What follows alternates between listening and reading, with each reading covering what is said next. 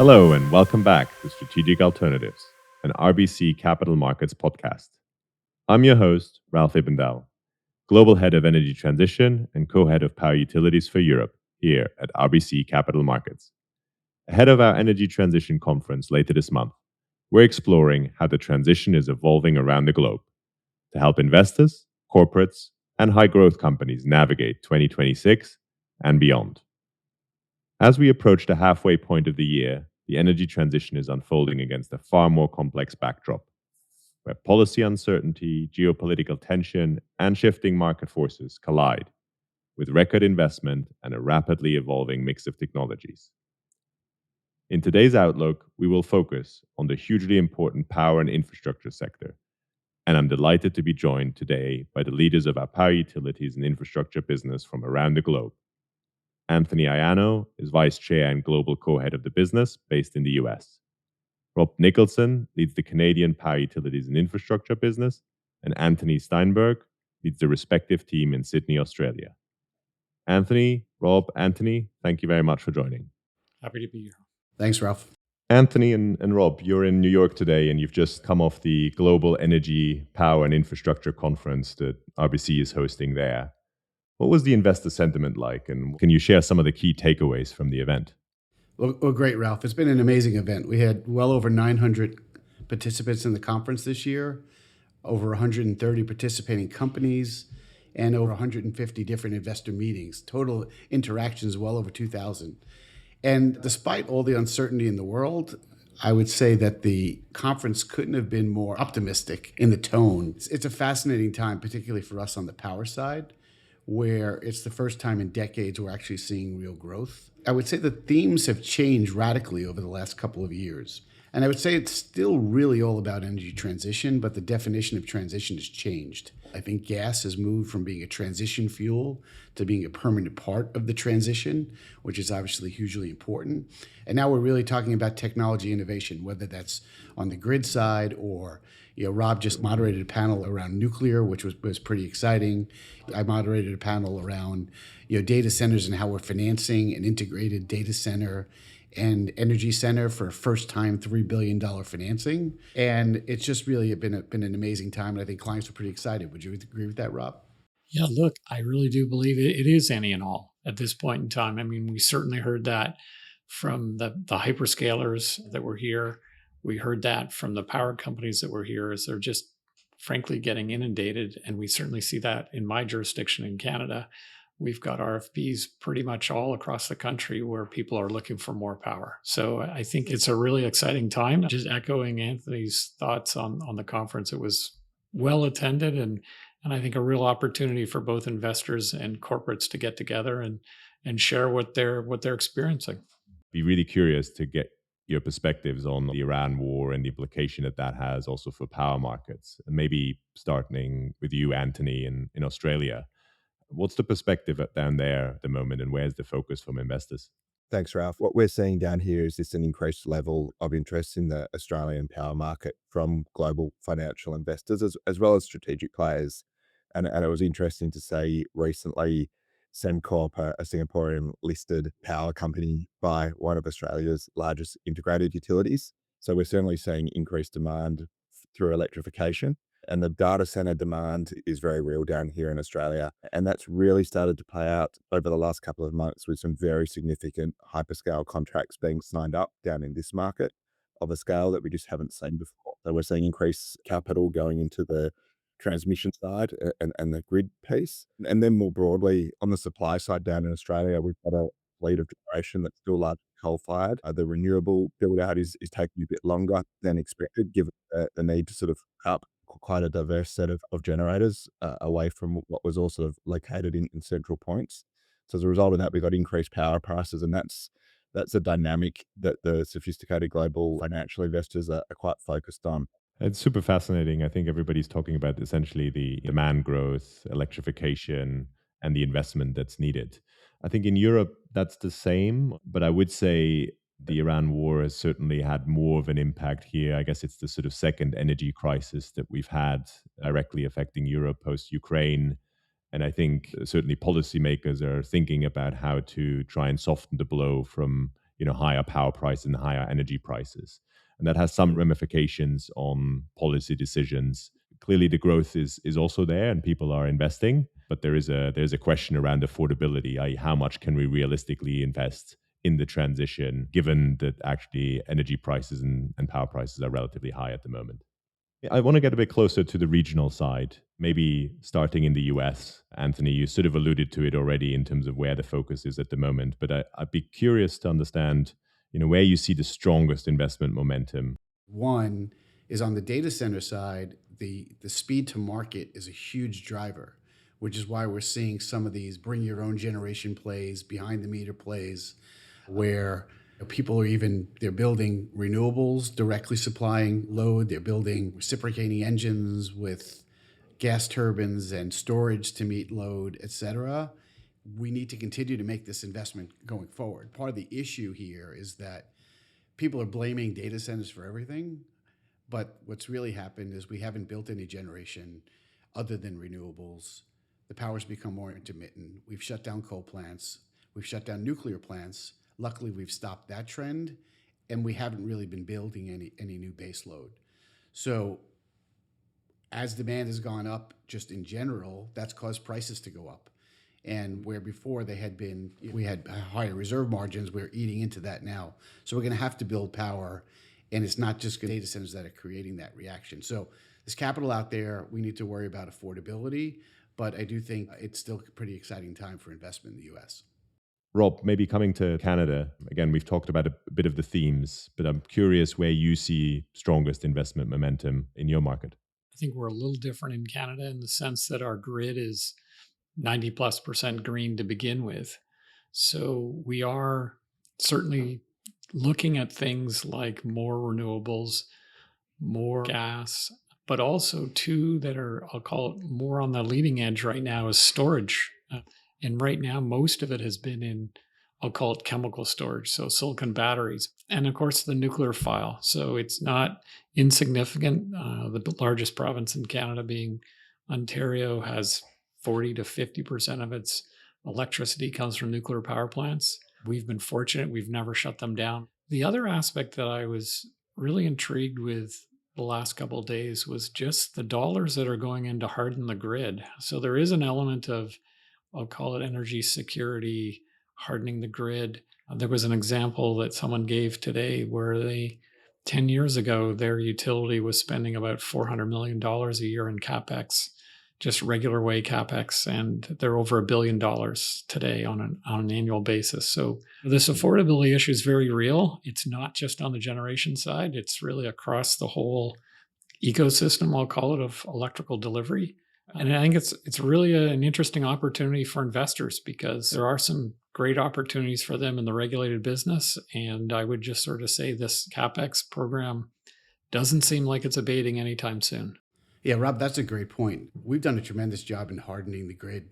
All the investment that's happened in North America over the last 10 years. And I don't think utilities are getting enough credit on that, but it is one of the reasons why they are trading on a relatively high multiples these days, because their ability to perform and their ability to continue to invest in their capital programs, which have now been supported by regulators seeing the results that they're having. Rob, there's obviously now focus on new nuclear SMRs in particular. Can you share a little bit more about what you've been doing in that space and how you see that evolving in Canada? Yeah, looking at the good fortune of advising two kind of quasi-government organizations, one being what's called the Canada Growth Fund, which is federal money, and the Build Ontario Fund, which is provincial money.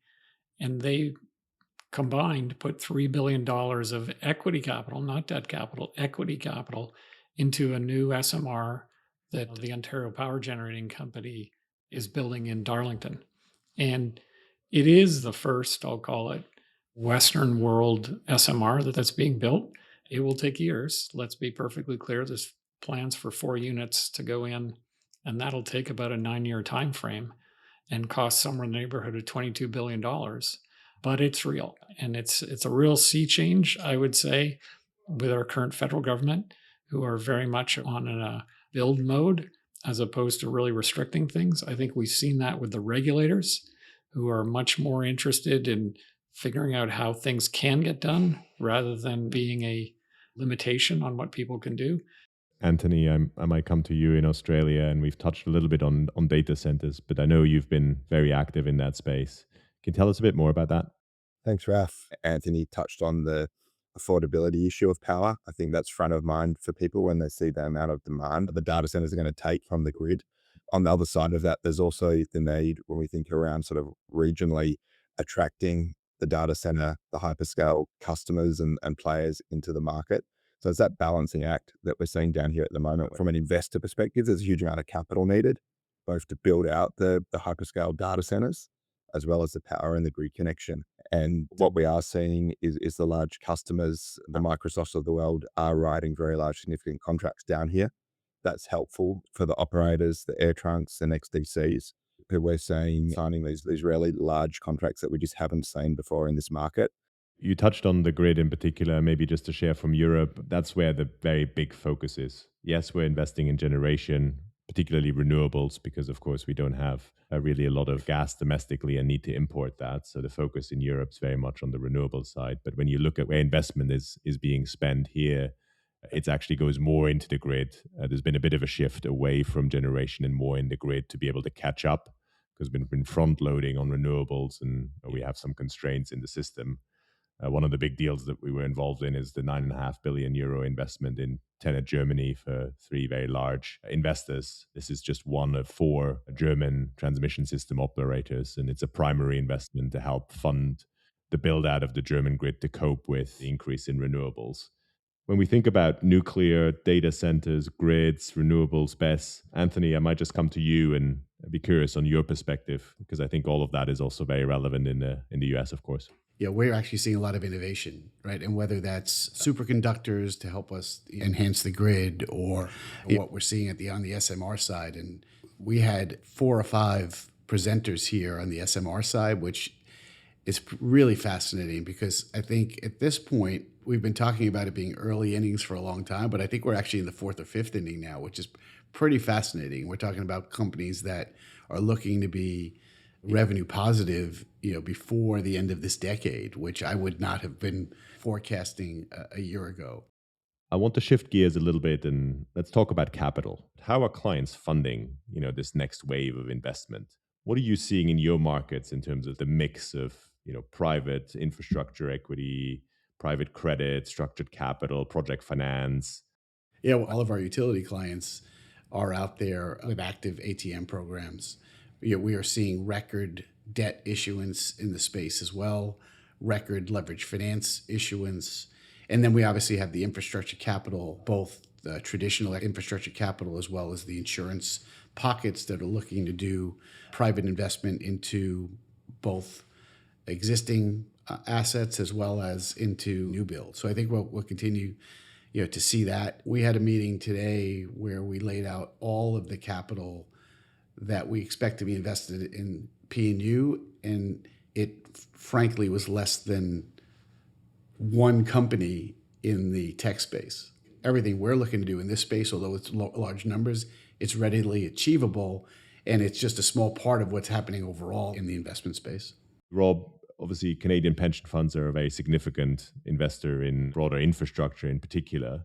What are you hearing from some of your clients in terms of where they're looking to deploy? So if we think about the Maple 8, one of the biggest themes for them is that they are severely underweight Canadian investments. I mean, they represent capital for Canadian pensioners. They are truly global investors. And I'm not sure Canada's been that attractive an environment to invest in, but that's really changed. They are looking for platforms in Canada. They're looking for opportunities in Canada. And then when we think about power specifically, the idea that we're just going to do renewables is not correct. And we're seeing that more and more in the pension money as well. Like, they are quite happy to look at carbon emitting situations. I don't think they would go into kind of heavy carbon emitting situations being coal, but certainly gas and gas plays or integrated companies are all something that they are looking at today. Pretty much every one of the Maple 8 has some significant investment in a power company. One of the newish evolutions that we have seen is structured capital or structured equity.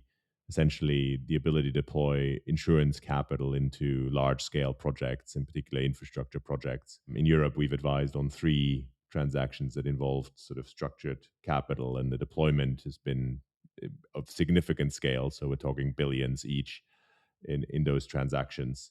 Maybe Anthony, I can come to you and welcome your perspective on what you've seen down in Australia. On the build out of some of those significant wind opportunities on the best side, we're seeing some structured products in sort of pref equity where the large financial investors are looking to sort of shore up their return when there is sort of incremental risk compared to a brownfield asset. So those investors are looking to get their capital back first and hit their return hurdles. I think also on the transmission side, given the amount of capital that needs to go in there, we are seeing some of the financial investors utilizing holdco facilities at the equity level to raise the capital that needs to be reinvested. And also, interestingly, we're saying on the transmission side, given the scale of capital that's needed, that some investors are looking down to sell down some equity and sort of recycle that capital back into the vehicle, but share the load with another investor there. So that's what we've been seeing down here, Ralph. Let's talk a little bit about capital markets and access to capital markets and valuations. How do you see the role of valuations in public markets compared to private markets today? And how is that influencing kind of where the capital is going? Sure. We worked on behalf of Borlex, which was a publicly listed renewable energy company, give or take $9 billion in size. They have a very significant growth pipeline. And when we started working with the board over a year ago, evaluating what their options were for funding that growth program, they came to the conclusion that they thought that it would be more competitive for them to be in the private markets. And so we ran a process where they ultimately became a private company. And that was really driven by a valuation disconnect, I'd say, between what the private markets were willing to pay for not only the existing assets, but for the expectation of growth in those assets, and what the public markets were willing to do. So I would, however, say that we have seen some pretty terrific valuations. Anthony spoke earlier about some of the technology companies and whether they're nuclear SMR companies or other companies. We are seeing some pretty spectacular valuations coming out of the public markets on some of these opportunities. And maybe even more important than the fact that the valuations are high, they're actually raising significant amounts of capital. So it's enabling them to, go to the next stage with their technology or their growth or their build out. It's fascinating, Rob. It's 3 to 5 years ago now. All of the conventional generation companies were going private because clearly there was a much better bid on the private side than the public side. At that point, private markets were correct, right? Those assets were undervalued, and now they're coming back to the public markets. And we see what's happened with Constellation buying Calpine. On the other side, as you talked about, in today's market, the public markets are undervaluing renewables, and we've seen some take privates there. Although we're seeing very good valuations on the public utility side, for small cap utilities that have to go to the capital markets, number one, to raise equity to fund their growth plan, but also to pay their dividend, doesn't make sense for them to be public. So we're seeing those companies go private, right? Anthony, how do you see that playing out in your market? So we're certainly seeing capital coming in from both the private side and the public side. I mean, interestingly, we are seeing the listed integrated utilities here looking to create stabilized asset vehicles, spinning out renewables, and we're seeing interest for that. So certainly agree. We're seeing both public and private capital being utilized down here as the power sector continues to evolve and get built out. Yeah, and maybe just to give you the perspective from Europe, I think we've seen a lot of equity raises from existing large scale players. So whether that's rights issues or follow ons, we haven't seen so many IPOs, but I do have a feeling that the public markets are going to play a bigger role going forward than they maybe have over the last few years, also for new companies, particularly as these companies are getting larger and larger. I think there's definitely a role to play for the public markets. Now, all of you have painted a picture that is very positive and very optimistic, but we have an inflation wave coming, we have the Iran war, we have geopolitical uncertainty. How are you navigating or supporting your clients in navigating this environment? Well, thanks, Rob. I think one of the benefits of being a full service investment bank with a global footprint is that we have the ability to guide our clients and advise them on which market to go into, which region to go into. We take our US clients on the road to see investors in Canada, Europe, and Australia. We can operate in all those markets. And whether it's the high grade market, the high yield market, the private market, the public market, because as you said, Rob, despite the optimism that I have, there is volatility. When we're out there doing a transaction, there are certainly more no-go calls than we had a year ago. And then when you do go to market, the markets can be crowded. So giving the best advice, leading with content is the way we try to tackle that.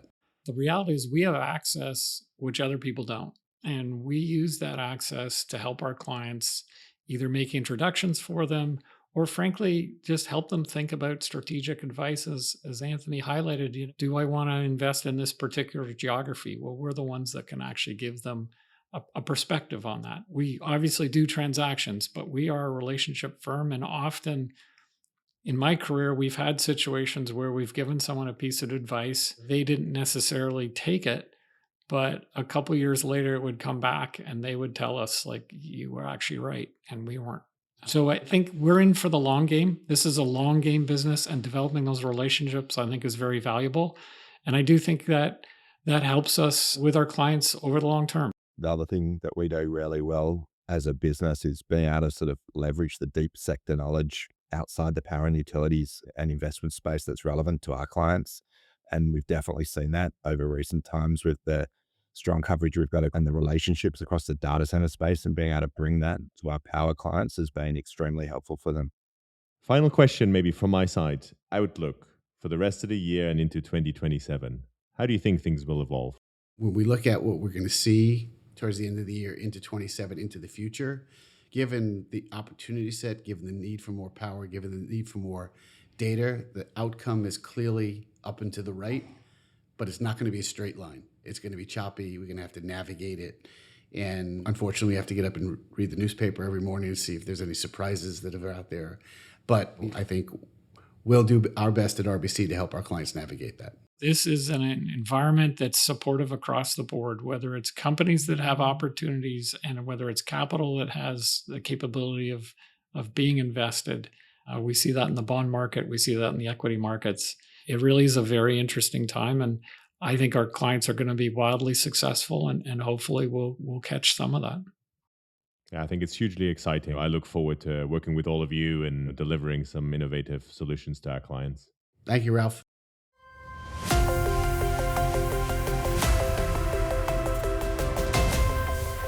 Thanks for listening to Strategic Alternatives. This episode was recorded on June 3rd, 2026. Listen and subscribe to Strategic Alternatives on Apple, Spotify, or wherever you get your podcasts. If you'd like to learn more or continue the conversation, please visit rbccm.com/strategic alternatives or contact your RBC representative. See you all next time.